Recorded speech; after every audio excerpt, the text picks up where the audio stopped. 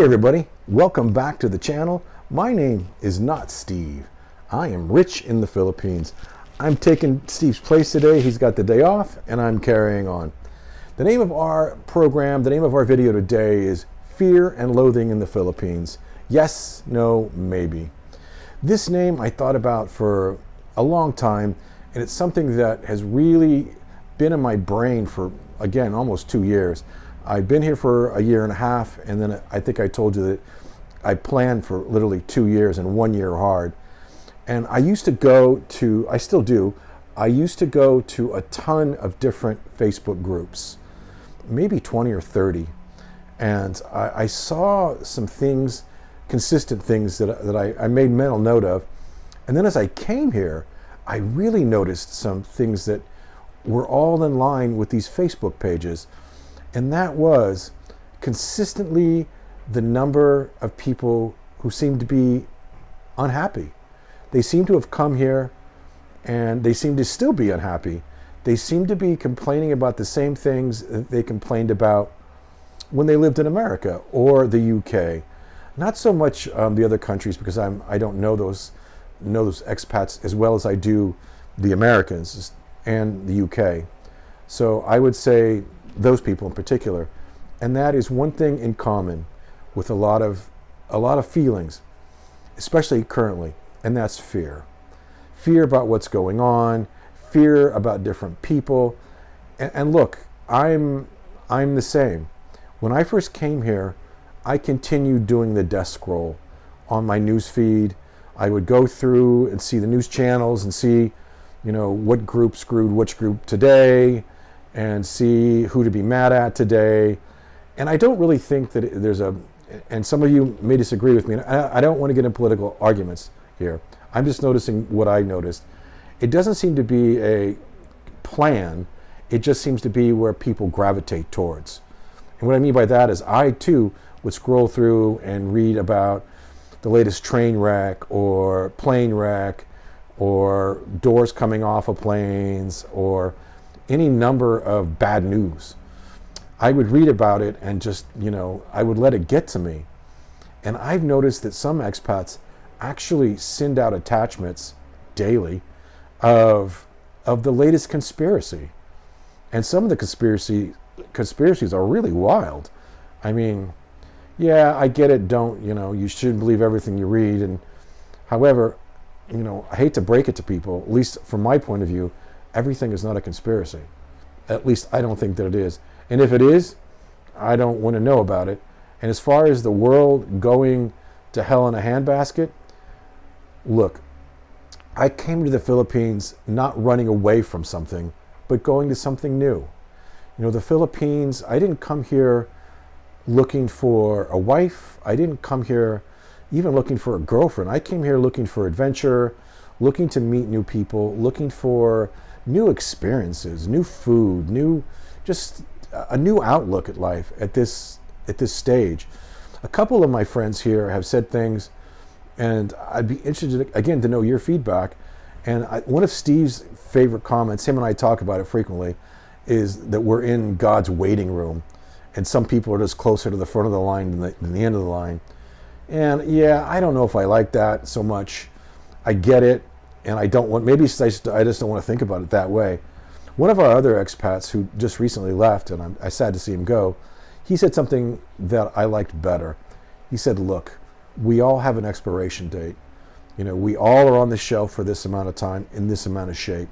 And so why not do, be, and have the things that you want at this phase without the negativity, without the, don't wait around for the perfect situation, because it's not going to happen. And I would like to, getting back to the fear thing, a lot of us were in the service. I was nuclear missiles. I was on a nuclear missile base in the middle of nowhere.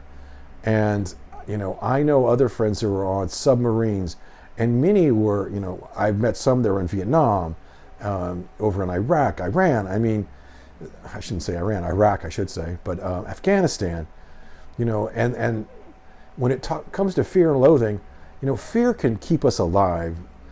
And again, crossing the street at the Gaitai at 5 o'clock in the evening, you should have a little fear. I mean, it's crazy.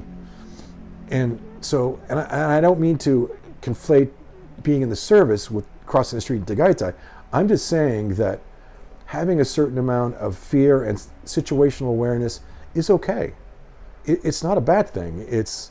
However, we see a lot of expats that literally, they're still thriving on that. They're still enjoying that. And, I've said it 100 times on my videos, you be you and I'll be me. I just don't want that. I didn't come here for that.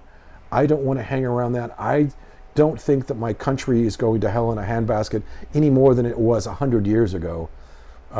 We're going through changes. Yes, some we can affect, some we can't affect. But I didn't come here to badmouth really any place or anybody. I came here to start, I don't want to say start fresh, but start a new adventure. And I'm hoping that's why you came here. Look, you came here and are planning to come here. It's a big deal. I mean, you should be a little fearful because you're getting on a plane and traveling 30 hours, most of us. It's something, going to a new place or going to a new life. So that part of the fear equation is fine. Well, then we get to the second part of the equation that I wanted to talk about. In my youth, growing up in Silicon Valley, at the beginning of the computer era, we had a saying called GiGo. And it applied to computers, computer programming, computer chips, and it stood for garbage in, garbage out. Many people picked up on that, self-help people picked up on that afterwards, as I did too, and started to put it to whatever you put inside your head is what comes out. So if you think that the moon landing was fake and that the earth is flat and that JFK, RFK are still alive and to come back, I guess, that's okay for you. I don't want to spend a lot of time on that because it seems to remember I saw the earth landing, and if it was faked, man, there was some good production values on that. But that's not the point. The point is on the garbage in and the garbage out, and the fear is that I've dropped out of a lot of those Facebook groups because I just started looking around and started reading some of the content. And when your Facebook group, I want you to go and look at the people who are responding and see if it's their real name. See if it's a real account. See if they have any original content besides the same picture over and over and over again. It's the same here on YouTube's. We see people that respond to us, user 104.8, whatever, and you just know that that's, some kind of troll. And I hate to even use that word. What I'm saying is that what you want? Is that what you want? Is that what you want to put yourself against with? It's not what I came here for. I came here for new experiences. I recently traveled to some different countries, one in particular, Thailand, and it was just a different world, even in the Philippines. There were some similarities, and I'm going to get into that in the next couple of months. However, the point is, my last trip, I went there, and I had of course, an Airbnb, because I did a video on that. I had an Airbnb reservation in another part of the country, and you know what? I didn't have any idea how I was going to get there. And that's kind of the first time I've done that, Mr. Planning. However, I thought of it as an adventure. I mean, what's the worst that could happen? I get lost? I have to stay in a hotel in another town? Bangkok is pretty safe. And along with that Bangkok being pretty safe, I feel that Manila is pretty safe, Makati is pretty safe, if we use our situational awareness and sprinkle in maybe a tad bit of fear, but smart fear, not fear. We see a lot of people hanging out in their apartments and watching YouTube videos all day. Cool. If that's what you traveled halfway around the world to do, if that's what you want this chapter of your life to be about, more power to you, I guess. But again, I talked to an expat just 2 nights ago, and actually we're going to see his efforts, see his mission, see his dream, what he's doing here. And a lot of expats have certain dreams here. And I have to give Steve kudos because, you know, his dream has been to inform and to educate, and that's how we met. It's one reason why I like Steve.